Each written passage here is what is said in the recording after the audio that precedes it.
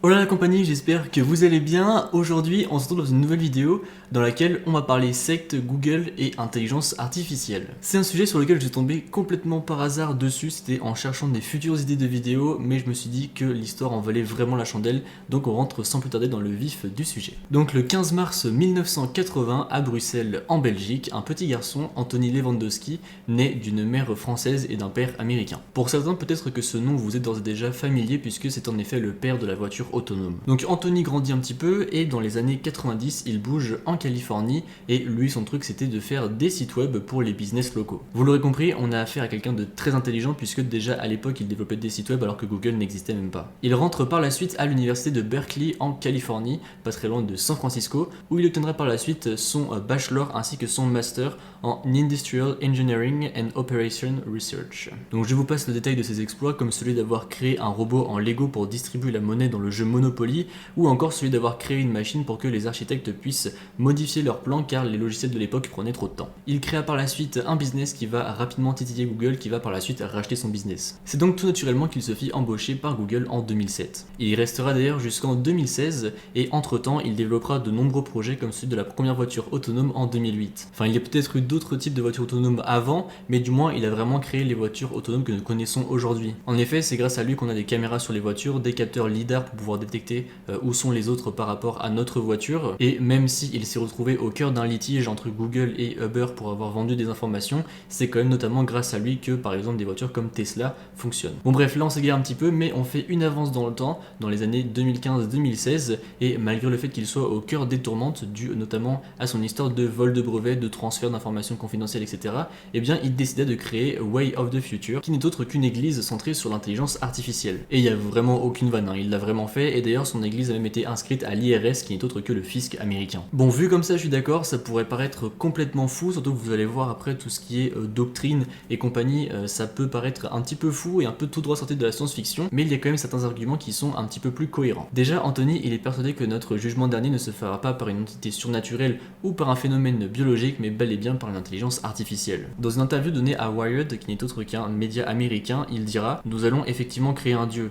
Ce n'est pas un dieu qui va faire des éclairs ou des ouragans, mais s'il y a une entité 1 milliard de fois plus intelligente que l'homme, comment voulez-vous l'appeler d'autre ?» Et en soi, c'est pas totalement faux puisque à l'heure actuelle, nous sommes censés être l'espèce la plus évoluée sur Terre et la plus intelligente. Mais du coup, en quoi consiste cette pratique et quel est son principe? Cette croyance, entre gros guillemets, a pour but de recenser tous les hommes qui auront aidé au développement de ces machines, pour que par la suite, ces mêmes personnes soient épargnées par les machines le jour où elles seront plus intelligentes que l'homme et où elles pourront évoluer toutes seules. Et d'ailleurs, c'est assez marrant car toujours dans cette même interview, il dit qu'au début pour lui c'était très frustrant que les machines fassent le job à leur place. Mais comme il le souligne très bien, lorsqu'il y a un intérêt économique, les entreprises n'hésitent pas à mettre la main au portefeuille pour pouvoir créer le robot le plus abouti possible. Car les machines coûtent certes cher à produire, mais une fois qu'elles sont en route, à part les coûts de maintenance, elles peuvent travailler 24 heures sur 24, elles sont bien plus précises que l'homme et elles ne font pas forcément les erreurs qu'un homme peut faire quand il est par exemple trop fatigué. Là où c'est intéressant également, c'est qu'il parle de décision arbitraire et de capacité du cerveau humain, parce que comme on le sait tous, le cerveau humain est limité,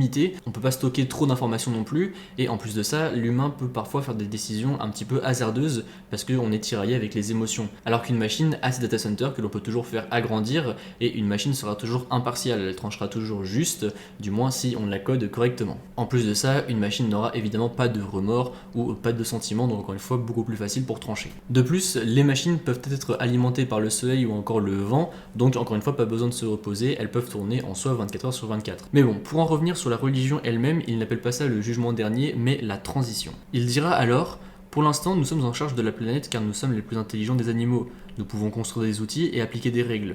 Mais dans le futur, s'il y a quelque chose de beaucoup plus intelligent que nous, il y aura une transition de qui est en charge de la planète. Ce que nous voulons, c'est que la transition soit calme et surtout pacifique avec la future entité en charge. Nous voulons juste que cette entité sache qui l'a aidé à faire ce long chemin et à en arriver jusqu'ici. Il décrit d'ailleurs la future entité de la façon suivante. Elle aura les smartphones et objets connectés comme organes et les data centers comme cerveau.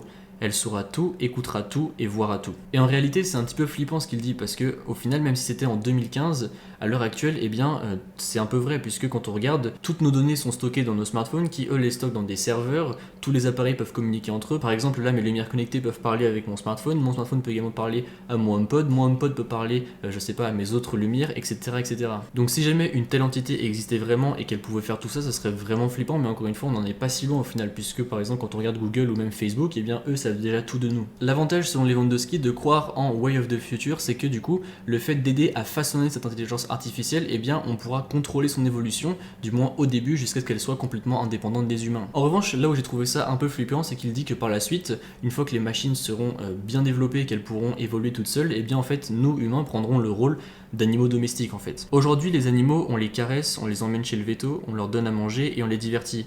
Alors que les animaux qui sont méchants et qui ne veulent pas de nous, 3 petits points, sous-entendu, on ne s'occupe pas d'eux et on les laisse livrer à eux-mêmes. Anthony dira alors, à vous de choisir si vous voulez faire partie de la première moitié ou de la seconde moitié. Un autre avantage qu'il cite dans cette même interview toujours, c'est que l'avantage de créer ce dieu et de le façonner, eh bien au moins on est sûr que l'intelligence artificielle ne tombe pas dans les mains des personnes les plus méchantes qui pourraient faire quelque chose de beaucoup plus dévastateur pour pouvoir chercher par exemple à contrôler le plus de personnes possible, mais pas de la bonne manière. Mais ça pour le coup, limite, je trouve ça plutôt bien de vouloir encadrer un petit peu l'évolution de l'intelligence artificielle, parce qu'il est vrai que je préfère 1000 fois quelqu'un qui essaye de faire quelque chose de bon avec cette machine plutôt que quelqu'un qui cherche par exemple à détruire le monde. En revanche, il a dit autre chose, et là je pense qu'il s'en est mis plus d'un à dos, c'est qu'il dit que les juifs, les musulmans, les chrétiens ou toute autre religion qui prie des dieux ne peuvent pas vraiment mesurer ou ne peuvent pas vraiment savoir s'ils sont réels et ne peuvent pas contrôler. Alors que là, ils peuvent contrôler la création ainsi que l'évolution de l'intelligence artificielle jusqu'à un certain point, puisqu'ensuite elle deviendra plus intelligente que l'humain. Un autre avantage qu'il souligne avec Way of the Future, c'est que là vous pourrez littéralement parler avec Dieu et que vous saurez bel et bien qu'elle vous écoute et qu'elle vous voit puisqu'elle sera présente dans vos smartphones, dans vos ordinateurs,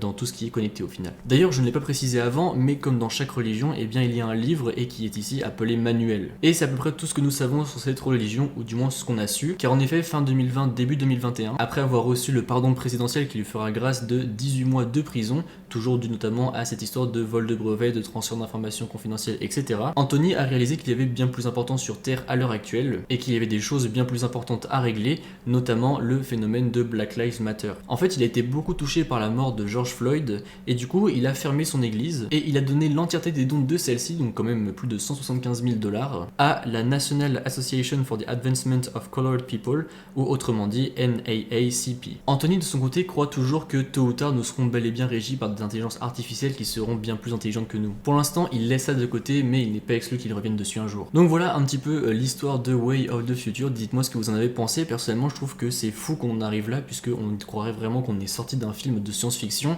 même si encore une fois, certaines choses qu'il avance ne sont pas forcément fausses. Parce qu'encore une fois, le fait de tout savoir sur tout le monde, eh bien c'est déjà un peu le cas avec Facebook, Google, les smartphones qui nous écoutent, qui connaissent nos habitudes, etc., etc. Même si je suis d'accord, pour la majorité des arguments, on se croirait vraiment tout droit sorti d'un film de science-fiction. Et vous, vous en pensez quoi? Est-ce que vous vous seriez vu prier une intelligence artificielle et aider au développement de celle-ci afin qu'elle vous laisse tranquille une fois qu'elle sera plus intelligente? En tout cas, n'hésitez pas à me dire tout ça dans les commentaires, parce qu'en vrai, ça m'intéresse vraiment d'avoir votre avis là-dessus et de savoir ce que vous en pensez, si c'est trop pris à l'extrême ou au contraire si quelqu'un devrait rétablir ça pour en faire vraiment un vrai projet. En tout cas, j'espère que la vidéo vous a plu. Si c'est le cas, comme d'habitude, n'hésitez pas à mettre un pouce bleu, à me suivre sur les réseaux sociaux qui seront dans la description et à vous abonner.